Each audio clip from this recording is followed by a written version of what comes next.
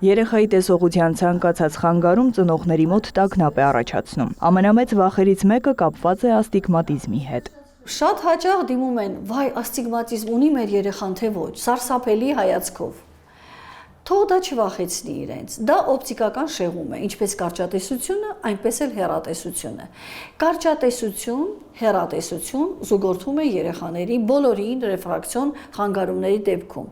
Հիմա ինչ է աստիգմատիզմը։ Նույն աչքում հիմնական գործող առանցքներում անհամաչափ օպտիկական ուժով է բեկվում լույսը դեպի ցանցենի։ Բժշկի խոսքով սկզբնական փուլում նշանակվում են հատուկ ակնոցներ կամ կոնտակտային լինզաներ, որոնք օգնում են լավացնել տեսողությունը, իսկ արդեն չափահաս տարիքում կատարվում է լազերային վիրահատություն։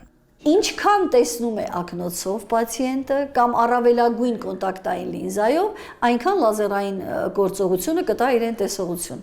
Հնգամյա երեխան արդեն մոտ 3 տարի գտնվում է բժիշկ ակնաբույժի հսկողության տակ։ Դիմել են երկու աչքում ցածր տեսողության ակնագնդերի շեղման գանգատներով։ Մյուս աչուկը Նախ կատարվել էր ակնոցային կորեկցիա, ապա վիրահատություն։ Մեկ ամիս անց հետվիրահատական հերթական զննումն է։ Պիտի շարունակի ակնոցները կրել, ունեինք, եթե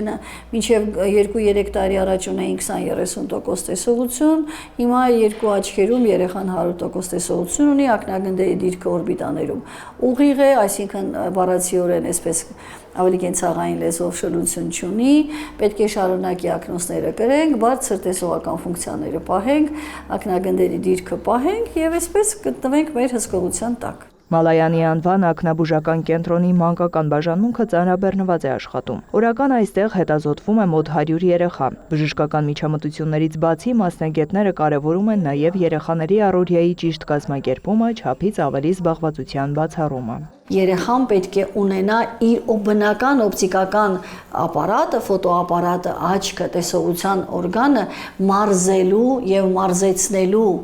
Այդ իսկ պատճառով բավական է անգլերենից ֆրանսերեն, ֆրանսերենից չիներեն, հետո դաշնամուր, հետո այնինչ գործիքը երեխան գեր հոգնած հասնում է տուն։ Դեղը կամ ակնոցը չէ, որ միայն կարող է օգնել երեխաներին։ Երեխայի կենցաղավարությունը կազմակերպելը շատ անհրաժեշտ է օգտվել տարածական տեսողության զարգացման հնարավորությունից դրսում խաղալուց։ Ակնաբույժի խոսքով տեսողական խնդիրներից խուսափելու համար երեխաները պետք է ավելի շատ ժամանակ անցկացնեն դրսում, ստանան բնական լույս։ Այն նպաստում է նաև նյարդային համակարգի զարգացմանը։